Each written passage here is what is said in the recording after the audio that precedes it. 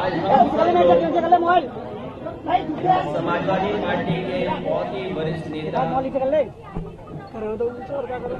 Samajwadi party के राज्यसभा में सांसद, पूर्व में रहे केंद्रीय मंत्री, कई बार के सांसद, उनके निवास पर हम आप मिले। मेरे साथ समाजवादी पार्टी के राष्ट्रीय उपाध्यक्ष आदरणीय किरणमय नंदा जी भी हैं, पार्टी के जिलाध्यक्ष, महानगर अध्यक्ष और मथुरा के जिलाध्यक्ष, हाथरस के जिलाध्यक्ष और कई महत्वपूर्ण साथी हैं। जिस समय मैंने आने का फैसला लिया था, उस समय मैंने यही कहा था कि हमें कोई प्रदर्शन नहीं करना है, कोई हमें राजनीतिक जिस तरीके का ताकत दिखानी वो हमें नहीं दिखाना है। मुझे अपनी पार्टी के नेता से मिलकर जाना है, उनके घर निवास में परिवार के सदस्यों से मिलने जाना। अरे यार तू बोला भाई क्या बोल रहा है। इससे पहले भी पार्टी के हमारे राष्ट्रीय प्रमुख महासचिव दूसरे दिन ही आदरणीय रामविलास सावंत से मिलने आए थे। राष्ट्रीय प्रमुख महासचिव भी पहुंचे थे। जो घटनाक्रम हुआ है, जिस बात को लेकर के यहाँ पर आगरा में तलवारें लहराई गई, बंदूकें भी लहराई गई, डंडे थे वो लहराए गए। सुना है कि वो शांतिपूर्ण तरीके से सम्मेलन करने की परमिशन सरकार ने दी, और उससे पहले आपने सबने वो तस्वीरें देखी जहां पर बुलडोजर से चल करके कई थानों को क्रॉस कर करके लोग यहाँ आए, तोड़ फोड़ से लेकर के हमला किया है। उनका इरादा क्या था? उनका इरादा ये भी रहा होगा कि जान ले लें, क्योंकि जिस तरह के कथन, जिस तरह के वीडियो आ रहे हैं सामने, उसमें जो बोला जा रहा है, लोकतंत्र में, आजाद देश में इस तरह की भाषा और व्यवहार किसी के साथ नहीं हुआ होगा जिस तरह का हमने आपने व्यवहार और भाषा को देखा है। ये जो तलवारें लहराई जा रही थी, ये भोले सीधे साधे लोगों का फायदा उठा रहा था कोई। मैं इस बात को इसलिए कह रहा हूं, जिसने मुझे मारने का कहा कि मैं गोली मार दूंगा, वो बहुत ही गरीब, भोला भाला, सीधा इंसान है। इसी तरह बहुत सारे भोले भाले लोग आए थे, उन्हें कठपुतली की तरह इस्तेमाल किया जा रहा था। उन्हें ये भी नहीं पता था कि उनके कठपुतली बनाने में किनकी उंगलियों में धागा है। लखनऊ वालों के हाथ में धागा था कि दिल्ली वालों के हाथ में धागा था। ये जो कुछ हम लोगों ने देखा,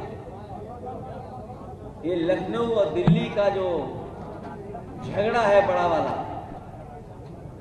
उसकी वजह से ये ताकत दिखाने का प्रदर्शन हुआ। आगरा सामाजिक न्याय के राज के स्थापित करने का जो संकल्प हम लोग उठा रहे हैं, उसी से रास्ता खुलेगा। क्योंकि बाबा साहब भीमराव अम्बेडकर जी का दिया हुआ संविधान, ये हमारे लिए ढाल है। और कई मौकों पर कहा कि संविधान ढाल के साथ साथ संविधान हमारा संजीवनी है। और अभी तक तो बाबा साहब भीमराव अम्बेडकर जी का संविधान हमारे सम्मान को, हमारे हक को, हमारे अधिकार को बचाते आया है। वही हमारा ढाल बनकर निकला है। इसलिए मैं कहना चाहता हूं, सामाजिक न्याय का राज स्थापित करने का जो संकल्प हम सब लोगों ने उठाया है, उसके लिए हम आज से आगरा को सामाजिक न्याय की पीड़ितात्मक राजधानी के रूप में स्वीकार करने की घोषणा करते हैं, क्योंकि आगरा जैसी जगह पर ही संकल्प लेना हम समाजवादियों के लिए बड़ी बात है। आगरा पीढ़ी के मान सम्मान के संघर्ष का नया कुरुक्षेत्र बन करके निकला है और हमारे पीडीए के सम्मान और पीडीए से जुड़े हुए लोगों को बहुत बार अपमानित होना पड़ता है। समय समय पे हम लोगों ने अपमानित महसूस किया, अपमानित हुए हैं। जो आदरणीय सुमन जी के घर पे हमला हुआ है, ये कोई अचानक वाला नहीं था। आदरणीय सुमन जी के घर पर जो हुआ है हमला, बहुत सोच समझ करके हमला हुआ है, बहुत सोच समझ करके तैयारी के साथ हमला किया गया है। ये कोई सुनने में आ रहा है, जो सुनने में आ रहा है, हो सकता है वो बात आप लोगों तक मुझसे पहले पहुंच गई हो। योगी जी की निगरानी में उनके एक सलाहकार और कुछ इंडिपेंडेंट स्वजातीय एमएलए जो राजस्थान के थे, इंडिपेंडेंट एमएलए को लखनऊ के एक बड़े होटल में बुलाया गया था। फिर इस मुद्दे की पटकथा उस सीएम के सलाहकार ने इन स्वजातीय एमएलए के साथ मिलकर लिखी कि राजस्थान और यूपी के कुछ अराजक तत्व और योगी सेना को फंडिंग की ताकि ये माहौल बनाया जाए जिससे दो फायदे हों।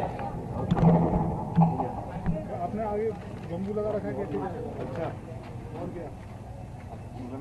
केंद्र की बीजेपी सरकार को ये बताया जाए कि राजपूत योगी के साथ है और योगी की सीएम कुर्सी बनी रहे। यूपी में पीडीए और आगरा में मुख्यतः जाटा मुस्लिम निषाद और कुशवाहा समाज में एक डर पैदा किया जाए और खासकर पीडीए समाज में एक डर पैदा किया जाए जिससे ये अपने हक की आवाज उठाना बंद कर दें। इन सब के पीछे सरकार का सपोर्ट और फंडिंग थी। किसने खाने का इंतजाम किया, किसने टेंट का इंतजाम किया, कौन कुर्सी का इंतजाम करा रहा था, कौन हॉस्टल में रुकवा रहा था, कौन होटल में रुकवा रहा था, इस सब के पीछे सरकार का सपोर्ट और फंडिंग है। कई एजेंसियां जो योगी जी के सेना की गाड़ी के काफिले नफरत वाले रील्स और असलों की फोटो को वायरल करते हैं। आखिरकार ये वायरल कौन करता है, ये फोटो को, रील्स को? उसके पीछे कौन है, कौन फंडिंग कर रहा है? इन सब के तार कई जिलों से जुड़े हुए हैं जो मुख्यमंत्री जी के स्वजाती लोग हैं। पर्वत करो, पर्वत करो भाई, पकड़। और मैं इसलिए कहता हूं कि सरकार पिछड़े दलितों और अल्पसंख्यकों को डराना चाहती है। कई मौकों पर हम लोगों ने घटनाओं में देखा है, उनके काम करने के तरीके को देखा है, क्योंकि वो जानते हैं कि पीडीए की ताकत 2027 में सपा को साथ दे रही है। सपा के साथ खड़े हैं पीडीए के लोग, उसे डराए धमकाएं, और वो डराना धमकाना हम लोगों ने देखा था। बंद करो यार। अभी जो बाई इलेक्शन हुआ था उसमें किस तरीके से डराया धमकाया गया था, उन्हें वोट तक नहीं डालने दिया गया था। ये बड़ी साजिश थी। और मैं कुछ उदाहरण हाल के ही देना चाहता हूं, मैं पुराने उदाहरण कोई नहीं देना चाहता हूं। किस तरीके के सरकार का व्यवहार है डराने का, मैं वही उदाहरण कुछ देना चाहता हूं।